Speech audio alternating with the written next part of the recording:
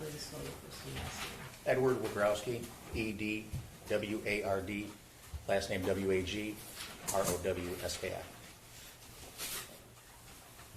Go ahead. Thank you. Good morning. Good morning. Sir, how are you employed? I am employed with the U.S. Secret Service. And how long have you been with the Secret Service? Just a couple weeks. Now, prior to this current job, where did you work? The Oakland County Sheriff's Office. How long were you with the Sheriff's Office? 28 years. Okay, in those 28 years, where did you work? I started out in dispatch and went to corrections after that, the road patrol, and then eventually to computer crimes. Okay. And tell me, when you say computer crimes, what does that mean? Do anything that has to do with the computer, cell phones, forensic examinations of computers, DVR equipment, call detail records. Okay. And how long were you in computer crimes? 10 years. In your time in computer crimes, did you receive specialized training with forensic analysis of electronic devices? Yes, sir. May I approach the witness? Sure. This is Exhibit 422.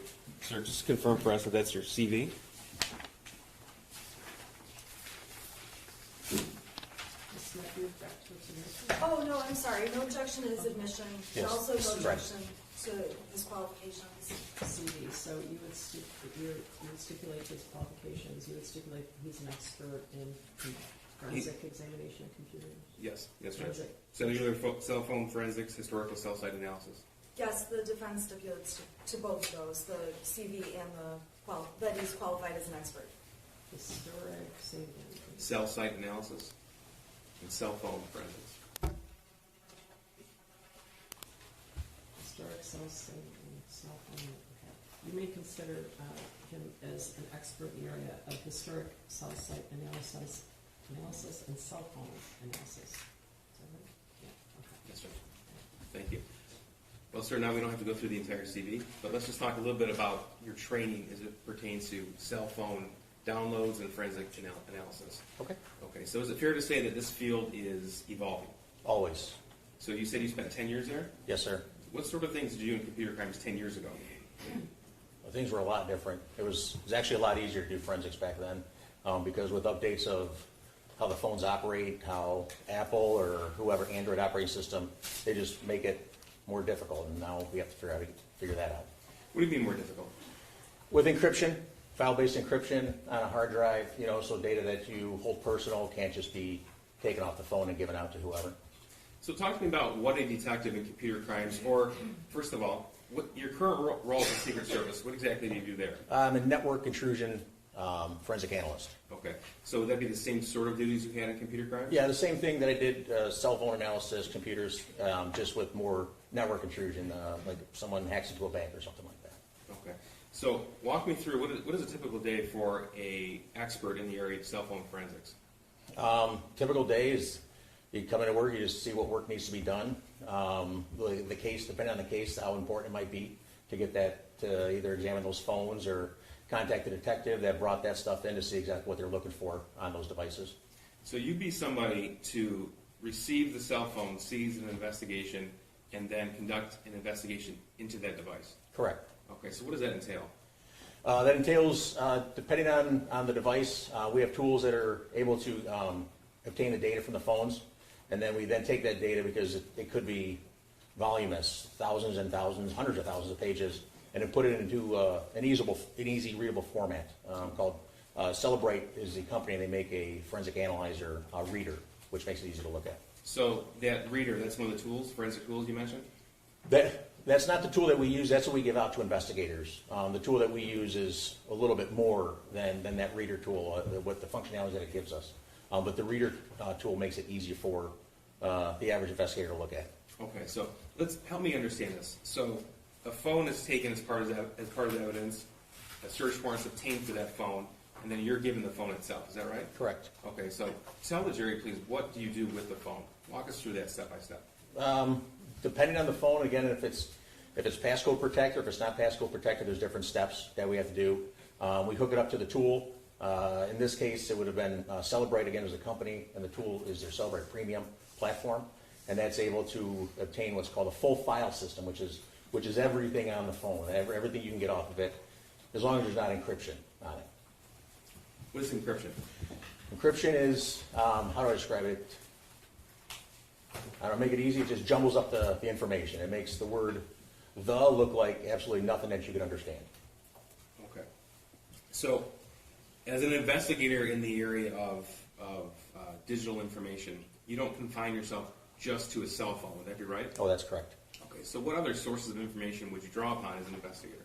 Someone's social media accounts, Facebook Messenger, Snapchat, all that stuff, anything you would download to your phone. And obviously the phones are cell phones, so you'd want to get the cell phone records from the carrier. Okay. Now, talk to us about how you obtain the information from other sources other than just the device itself. Via search warrant. Okay. And before a search warrant is sent, do you send something else? Yeah, there's something called a preservation letter. What that does is in order for us to get a search warrant, you have to have probable cause, a judge to believe that the information you're looking for is going to be there. So while we're trying to gather that probable cause, we tell AT&T, don't destroy these records under any circumstances for 90 days until you hear back from us. Okay. Now, as an investigator, why is it important to not confine yourself to just the device itself? When I say device, I'm talking about a cell phone. So why would you not confine yourself just to that cell phone? Because sometimes the stuff isn't always stored on the phone. It could be stored on a server, and the computer system, like, again, Facebook, for example, or Instagram, that information isn't always stored directly on your device. It's stored on a server that your phone just accesses. Okay. So, is it your goal then as an investigator in computer forensics to gather as much information as possible? Always. And then when you gather the information, what do you do with it? Start talking to the OIC, as it's called, the officer in charge of the case. What are you guys looking for? What do you need? How can we help you, basically? Okay. Now, is every cell phone the same in how they store and transmit data? No, sir. Okay, tell me the differences. The difference is, to put it plainly, the more advanced the phone, Apple, for example, or a higher-end Android device like a Samsung, could have file-based encryption, where a lower-end phone doesn't necessarily have that file-based encryption. Do you know why that is? It's just whatever the manufacturer wants to put on the phone. To keep the cost down, to not have as many developers and all that stuff, you just keep the cost down by not having that as part of your platform. So if the user of a phone is spending more money for the device from a certain manufacturer, they can expect to have a higher level of encryption. Would that be right? Yeah, and features, yes. And features, okay. Yes. So then, is it possible to recover deleted content from a phone? Potentially. And why is it potential? Potentially because, again, you go back to that file-based encryption that I've said over and over. Once you delete something on your phone, it's not necessarily always deleted on the phone, it's just encrypted. You telling it to delete it just erases the path to get to that encrypted data, and so we can't find it. So it has nothing to do with the forensic tools at your disposal, it's regarding the manufacturer of the device itself? That's correct. Okay. Now, you talked about how some information can be stored on a server as opposed to a device. If something is deleted from a phone by the user, are you still able to recover it from the server? Potentially, yes. Okay, and tell me in what circumstances. For this situation in particular, I did some research. Facebook Messenger, for example, two people are having a conversation. I delete it on my phone. All I do is I tell my phone I don't want to see it anymore. Where Facebook, as the other person wants to see that conversation, won't delete it so that person can still read the conversation on their end of the phone. Okay, so let's say you and I have a Facebook Messenger chat with each other, and I delete that from my phone. If the investigator wanted to recover that information, it wouldn't be on my phone. Is that correct? Possibly, yes, correct. Okay, but then you could send a search warrant to Facebook, to the server, and obtain that information. Correct. Okay. Now, what if you and I both deleted it from our phones? What would happen then? According to what I looked up and looked into Facebook's website, that it won't be available. Okay, so then it's deleted completely if both users of the chat delete it. Correct. Okay. Now, what about deleted text messages on the device itself? Tell me how that works. Yeah, it just comes back to possibly being able to delete or retrieve deleted text messages on how they're stored in the phone, if the database is still available, or if the app's totally deleted from the phone, and all that data is stored in the phone, and I tell it to delete that app, then it could possibly be totally gone. So if you were to review, let's say, screenshots from one person's phone and then a forensic analysis of somebody else's phone, if the screenshots didn't match up with the forensic analysis, what would that tell you? That was possibly deleted. Okay. Now, during the course of this investigation, People versus Jennifer Crumley, did you uncover evidence of deleted content from Jennifer Crumley's phone? That's correct, yes. Okay, and we're going to get into that later. But before we do, could you tell us just in general terms, what does a cell phone do that maybe a layperson wouldn't know?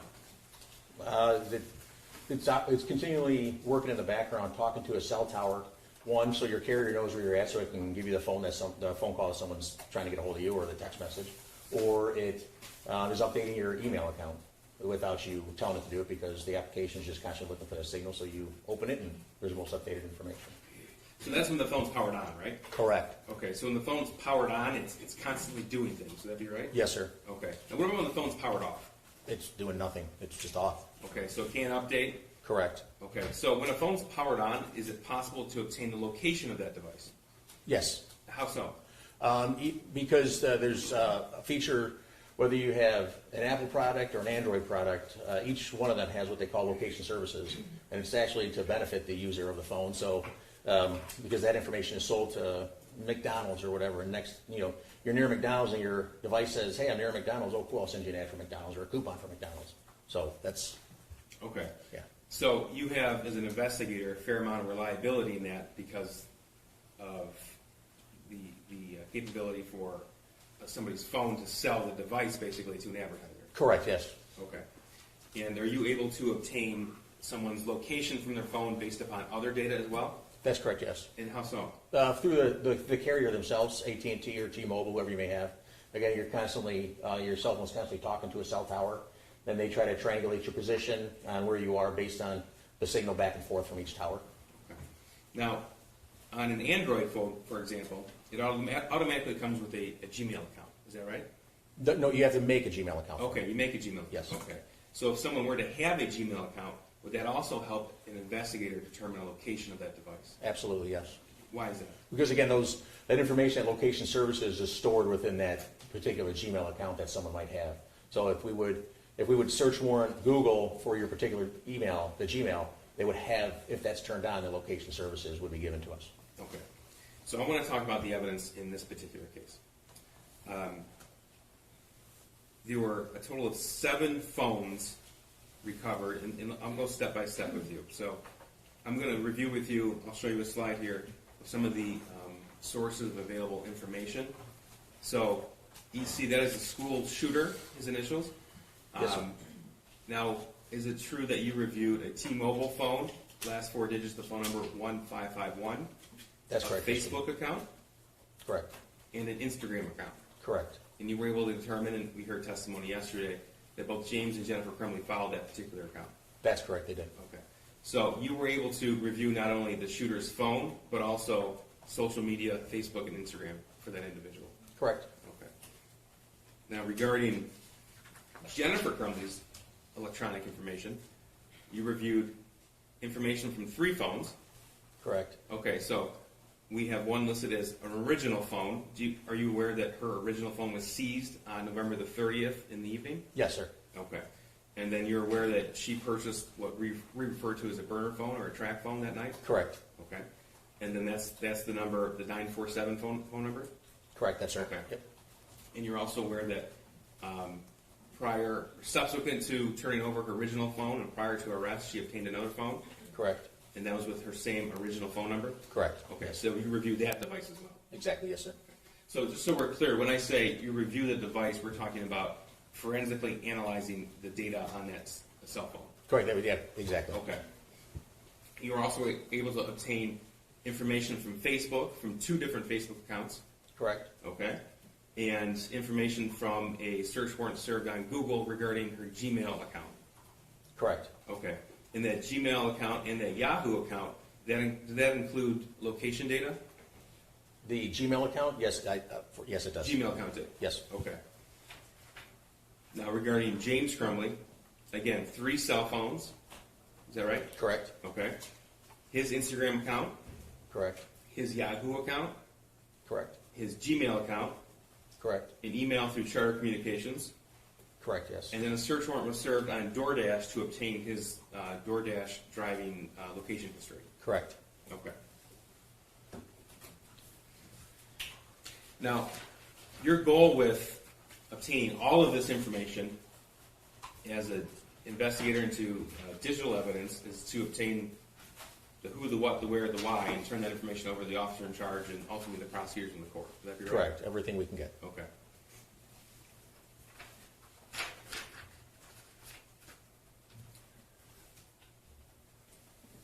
Okay, so I'm going to show you People's Exhibit 76. I don't believe we have an objection to any of the evidence coming through Officer or Investigator Wilgrafsky, do we? No, we have several objections, and I believe many of them have been placed on the record already, but let me open up 76. This is 76? Okay. We have no objection to 76. Okay, 76. And I'm sorry, with this witness, we're gonna have to go exhibit by exhibit. That's all right. 76 is admitted. Okay. So what are we looking at? That is what it would look like, a printout from the Celebrate Reader or Celebrate Physical Analyzer program of someone's information as obtained from their phone. And it's Jennifer Crumbly's followed her son's Instagram account.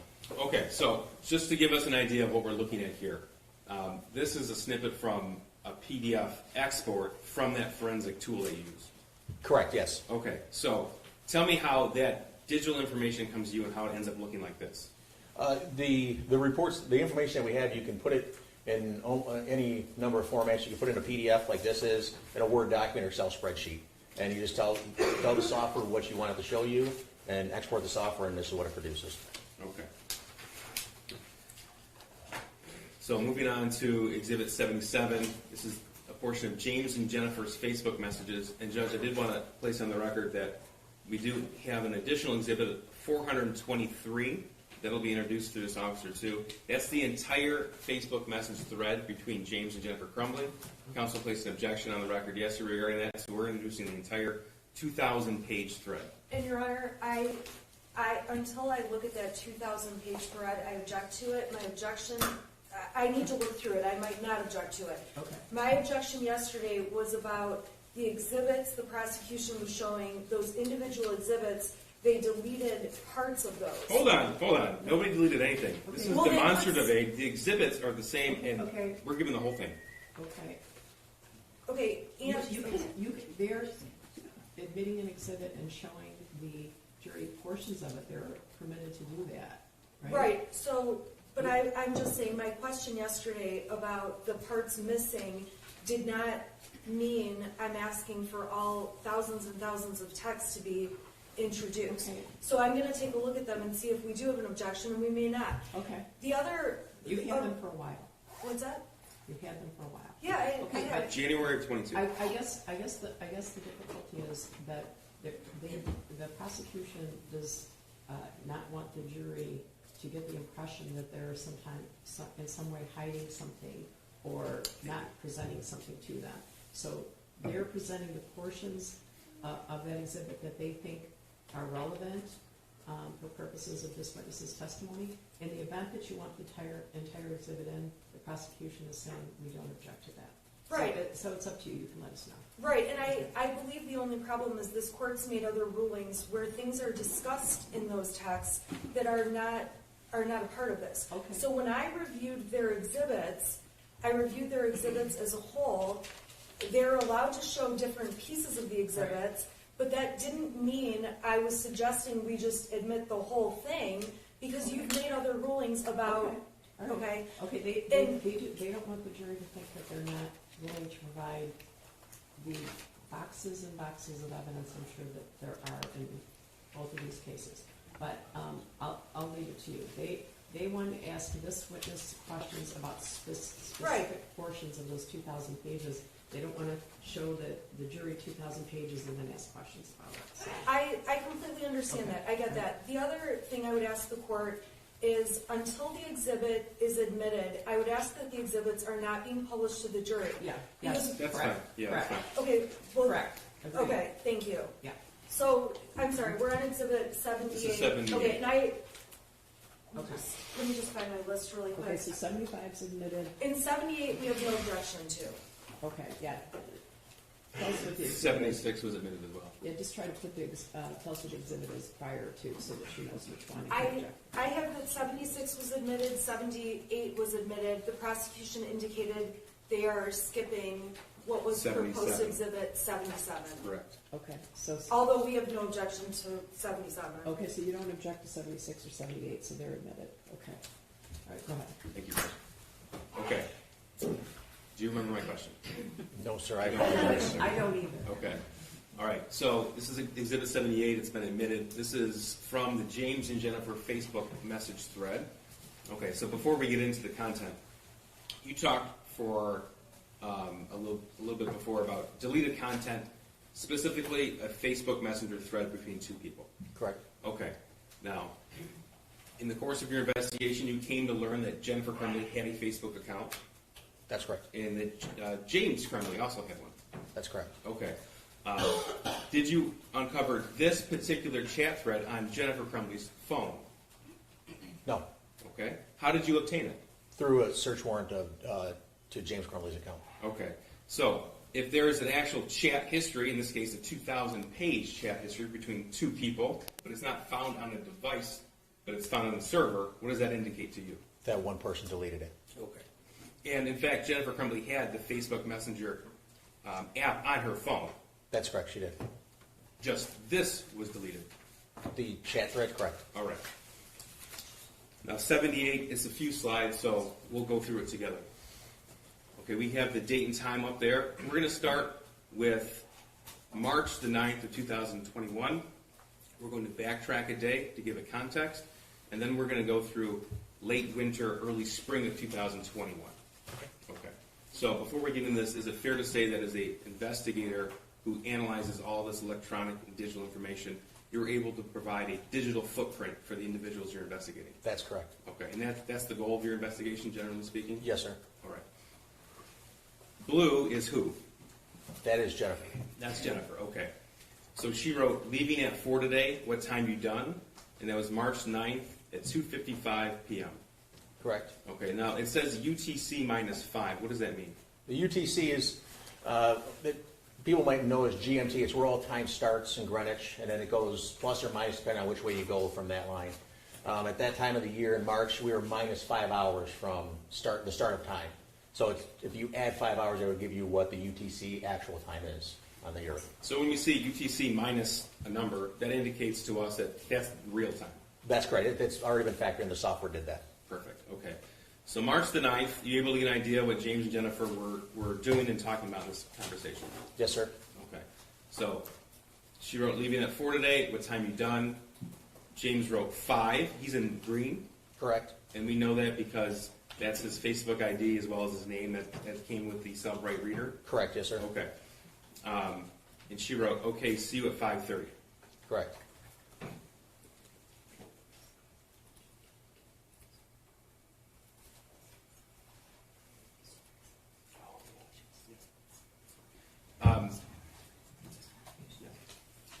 Sir, in all the information that you recovered, is it fair to say that James and Jennifer Crumley communicated quite a bit through Facebook Messenger? Yes, sir. They did. And so the Facebook Messenger thread is substantially more so in volume and data than any text message thread you found between the two of them. That's correct. Okay. All right. 3:46, March 9th, Jennifer wrote, bring me socks and a drink, LOL. What did James write? A drink? Nah. Okay. Jennifer, got myself a drink at 4:31 p.m. And James's response? Okay, you grab smokes too? Almost out, I think. Okay. And she writes, yes. Did you check the front porch? And what did James write? Nothing on the porch. What were you expecting? And she wrote their new blankets. Now, are you able to determine where they go later that day? Yes, sir. Okay, so need hoodie, NOL socks. I believe that was supposed to be wool. He wrote hoodie check. What are no socks? On my way. Okay, now this is Exhibit 79. Actually, I'm going to approach, unless there's an objection to the photograph found on her phone. I have no objection, but again, I would ask. That's fine. That's fine. Before they, Yeah, I agree with you. Thank you. I agree with you. but no objection to 79. Thank you. Okay, 79, There are two exhibits in one side, so okay. this is 79, and underneath it is 80. Have you seen those items before? Yes, sir. And how have you seen them? There were pictures on Jennifer's phone. Okay, so I'm going to move to admit 79, I believe stipulation, as well as 80. I'm sorry, can I have a moment, please? Sure. I have no objection to 79 or 80. That's so correct. 79 is admitted and 80 is admitted. Now, as an investigator, are you able to tell when you look at a photograph that's saved on a phone where the photograph was taken and when it was taken? Potentially, yes, sir. Potentially. Okay, and what circumstances? If the camera is set to record, that you want it to tell you the date and time that it was taken and the GPS location of where you're at on the earth. Okay. So 79 and 80 on the screen. 79 is the picture itself, and then in the text box on the right, that's the metadata. Correct. What's metadata? Metadata is, we call it, it's the data within the data. The main data here is the picture of the horse. The metadata inside that data is all the stuff, the camera make, the camera model that's captured that you just don't usually ever know that happens.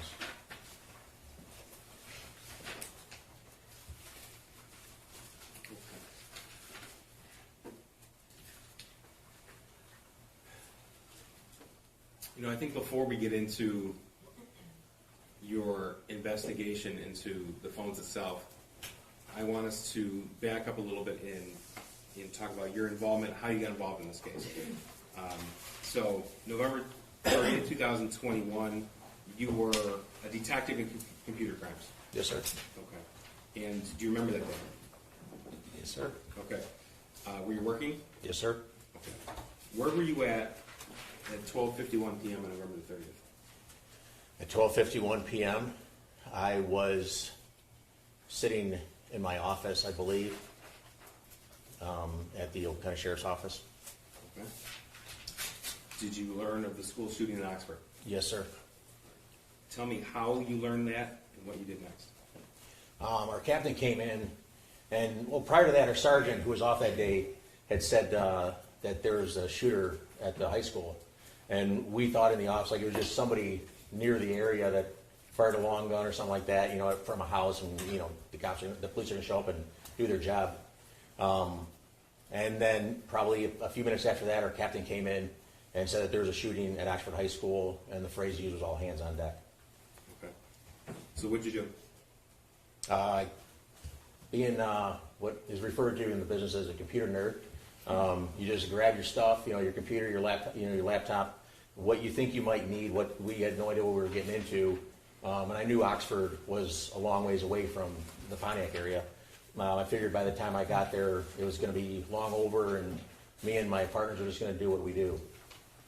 Okay. So did you get in a squad car? Did you get in an unmarked car? I have an unmarked, at the time I had an unmarked white minivan with emergency lights and siren in it. Okay. So did you start heading north then? Yes, sir. All right, tell me about that.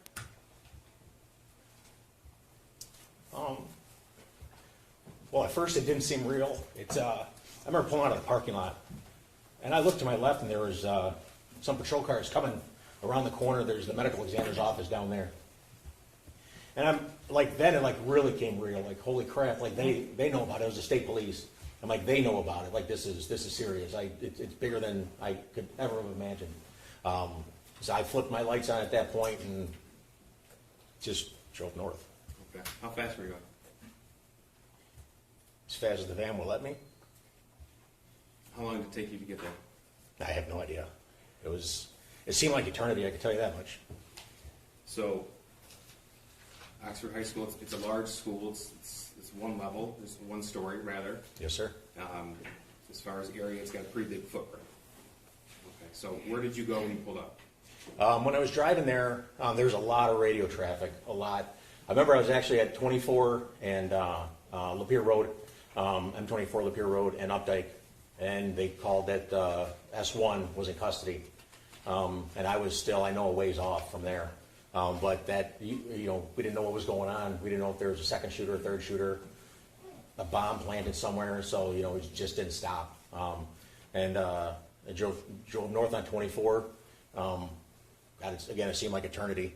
And with every half mile I drove, it seemed like there was another emergency vehicle falling in behind me. Yesterday was described as a caravan. Would that be accurate? Oh, it was definitely carried. There was one time we got into, I remember we were approaching a light, we were getting closer, and there was, the light had just turned red. So cross traffic was gonna start, which obviously a dangerous situation, being in a car. Actually, the white minivan that no one believes is a police car. And so as I approached, I got up into the intersection. I inched my way in there to stop traffic and hold the intersection. And I counted every vehicle that went past me, and there were 18. Or SWAT trucks, ambulance, patrol cars from agencies that were nowhere even near our area. So tell me what you see when you pull up on the scene. Like I said, there's a lot of chatter on the radio. I wasn't familiar. I'm not familiar with the area of Oxford at the time. I had no idea where the school was. All I could hear was the staging area and Ray Road. And so I'm just thinking, I'm just going to drive north. I'm going to follow this caravan. We're going to go up there, and as soon as I see the mire, I'm going to stop there because I have no idea where the heck I'm going. I didn't bother putting in my GPS, of course. And I turn onto Ray Road, and all I see is I see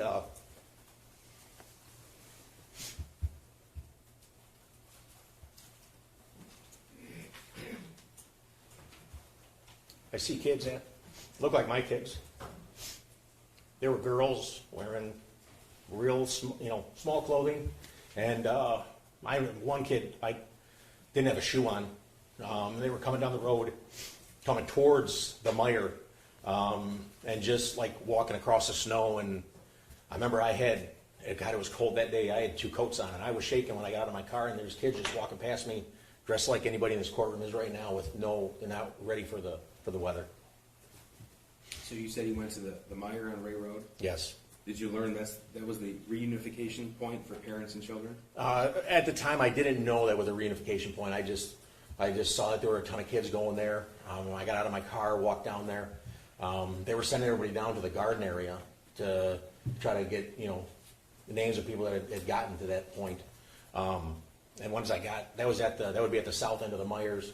Once I got to the garden area, there were kids just everywhere, just standing in the cold or making their way into I'm sorry.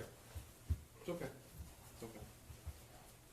What did you do when you arrived? Where did you go? Like I said, I went to the garden area. I picked up on what they were trying to do. They were passing out notebooks just to write down everybody's names and phone number, all the students that were coming in. So I first started just collecting that. And then they started telling everybody, we got to go outside and get all the kids inside because, again, it was freezing out there. And so I go back outside and I start trying to direct people to go inside. And I know the trauma they just experienced, so I'm not gonna force them in the building. I'm not gonna grab them and drag them in there. And I remember putting my arm on a couple of the kids' shoulders, and they didn't move, they didn't nudge, they didn't do anything. There were parents there, just standing there. There were some parents that had made it reunified with their kids. I remember seeing school buses pull up. School buses with who? Students on it that had made it out of the school. Did you go to the school? Yes, I was probably at the Mire for 15 minutes, 10, 15 minutes maybe. And then Detective Jeff Enger had called me and said that he was attempting to obtain the security footage from the school.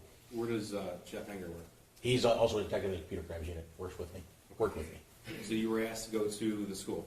Yes, sir. Why were you asked to go there? At that time, I was a little more versed in DVR systems. Jeff had told me, Detective Enger had told me that he was looking to trying to get that off of there, and he just didn't, he wanted to get it right, of course. And so he asked me to come up there and help him. Okay. So you drove to the high school from Meyer, or did you walk? I drove. Okay. And where did you go when you got there? I drove to what would have been the north entrance of the school. The main entrance? Yes, the main Okay. entrance. And tell me what you saw when you walked in. When I first walked in, there's vehicles people walking in and coming in and out, crazy chaos. And I walk in, and Detective Sergeant Sean Wilson was standing at the door, keeping security, so to speak. At the time, making sure people aren't coming in that shouldn't be there. Okay. And where did you go? I asked where the security office was because that's where Detective Enger told me he was, and people pointed me. Eventually, it was back behind the main office. Okay. So tell me what you did when you arrived and who was there. Jim Rourke was there.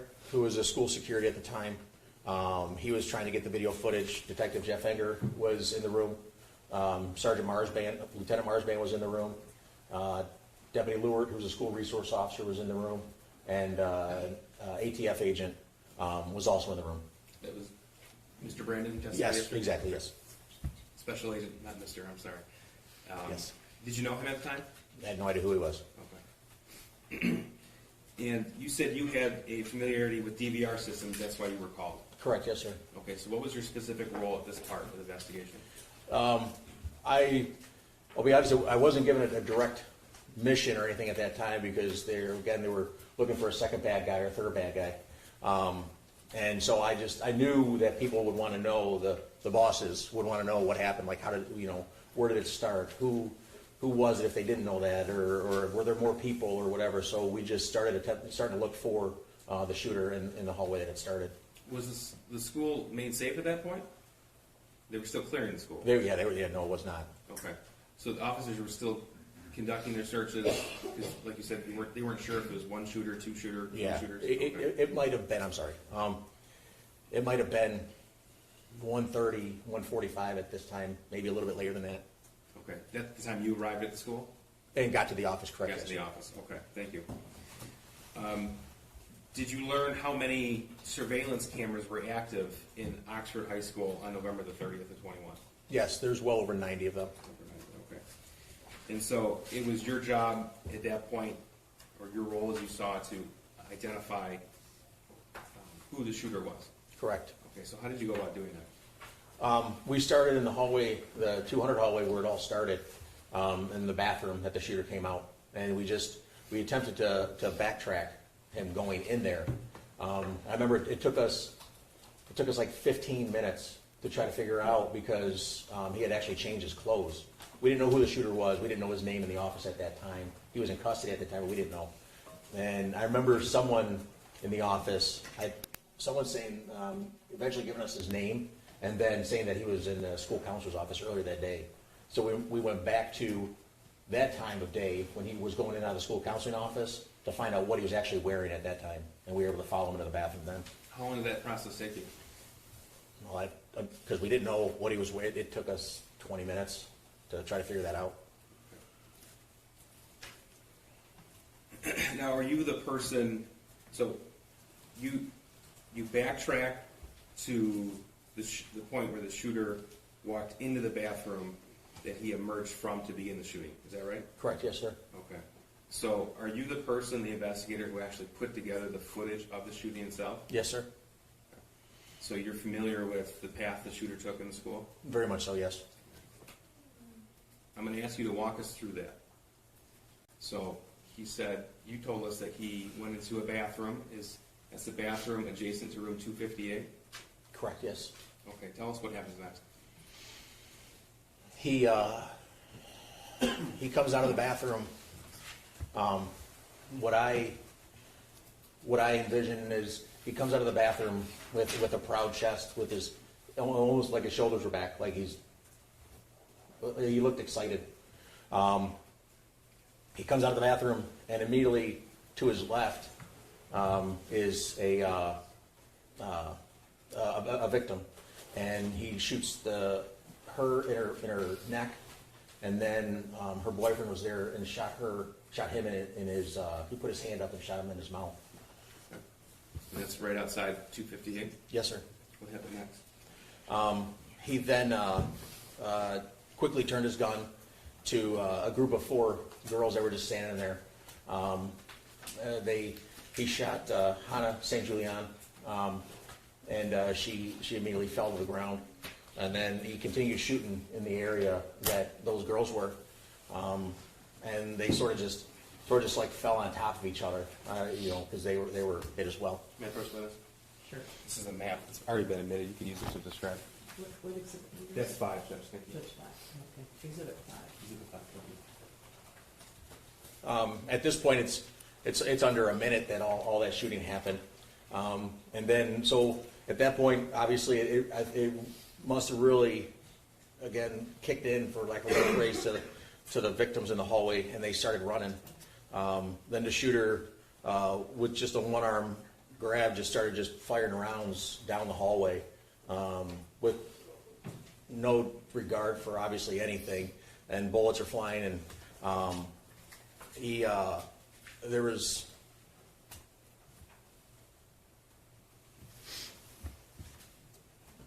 one girl who was, you see at the end of the hallway,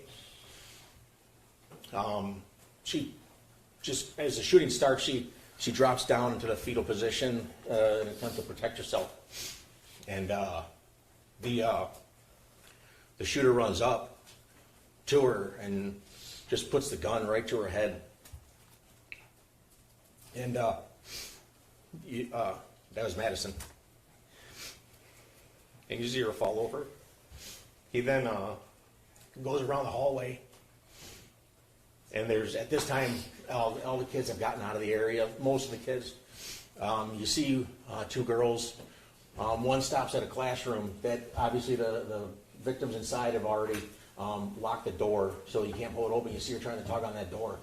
And there's another girl with dark hair that comes running up behind her and like grabs her while the shooter is just shooting down the hallway. And then they just take off running further down the hallway.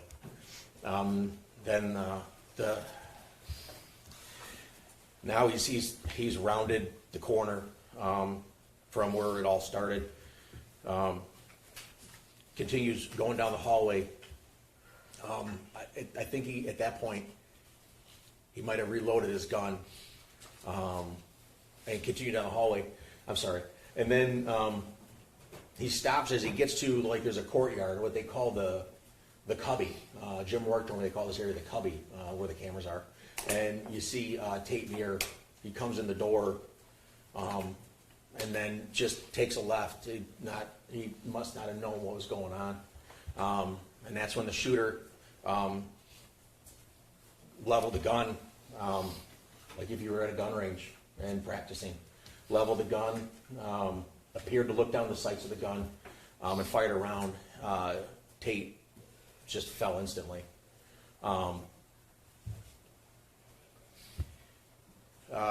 He continues on down the hallway, walks past Tate, doesn't care to acknowledge the fact that even happened.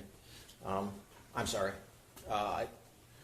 Prior to walking down the hallway, that's right, while Tate's body was laying there, you see the shooter with the gun still level fires another round, and it causes Tate's body to jerk. I don't know if it hit him in the hip or the backside or whatever.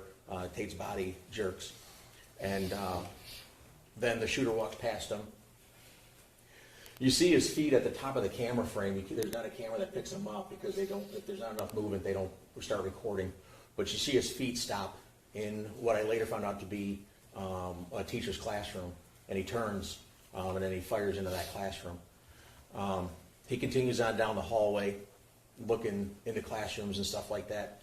There was one, as he gets so far down the hallway, he had fired a couple rounds down the hallway. Once he gets to a certain point, all the children are gone at this point. The teachers had gotten him out of there, had ran, out of the building, and out through the door, wherever the heck they could get out of there. As he's coming back, you see him stop because the way that classroom was, if you're walking away from it, it's on your right-hand side, you don't see the classroom because it's actually behind you at this point. But as he's coming back, he must have seen people hiding in a corner because he can now see through the window. And he fires off a few rounds through that window. He keeps coming down. He's coming back down the hallway now at this point.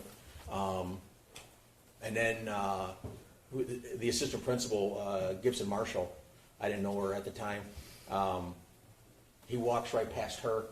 And sort of, I don't know what she said to him, but if she said anything. But you see the shooter as he's walking by, and the gun's in his hand, and he sort of just turns his head and just, I don't know why, but he turns his head and looks away from her, doesn't even look at her as an acknowledge her as he's walking past. And then he continues on down the hallway and stops at the bathroom where Justin was killed. And just like an abrupt stop, like, okay, well, and he just turned right and went to the bathroom. So I didn't tell you I was gonna ask you that. You obviously have this committed to memory. Oh, my Lord. Yes. How many times have you seen this footage? Like I said before, I don't know, it's burned in my brain. And it was your responsibility to obtain that footage, to get the information to officials at the sheriff's office and federal law enforcement as well? Yes, sir. So you were the person that had to watch, rewind over and over again? Countless times, yes. Judge, this might be a good time for a short break. Okay. Your Honor, my client could use a second if we could please. She's like, I'm trying to like, Okay, if we could. okay, I understand. We Thank understand. you. I understand.